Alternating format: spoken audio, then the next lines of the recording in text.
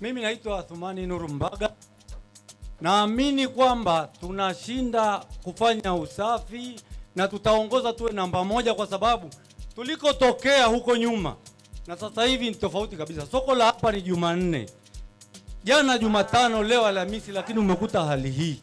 Na nyuma ilikuwa soko likiisha baada ya siku 3-4 bado takataka zinazagaa, lakini tumejitahidi kwa hali na mali, na halmashauri imejitahidi kutuongezea sapoti. Kwa kweli tuko zaidi ya 90%. Kwa hiyo tuna uhakika wa kushinda kabisa, na mwenyeji wa hapa anajua kabisa hali tuliyokuwa tumetoka na sasa hivi tofauti kabisa. Kwa hiyo sasa hivi ni nafuu kubwa kabisa, tunakimbilia 100%, kwa sababu soko kuu lilikuwa ni juzi Jumanne, leo hali ni hii mheshimiwa, kwa kweli, na bado takataka zinazalishwa. Ina maana ungekuta hapa fire.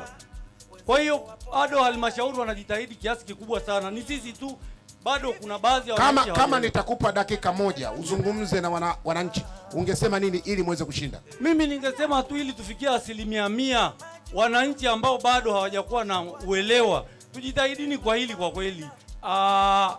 Mimi nafikiri wananchi wenzangu, kwa hali iliyopo kwa sasa hivi na jinsi ilivyokuwa imetangazwa kwamba Jumamosi iwe siku ya usafi, Jumamosi ya mwisho wa mwezi, tujitahidini hata angalau kila Jumamosi tuweke mazingira yetu safi ili tufikie hiyo 100% na sisi tuwe washindi wa kwanza.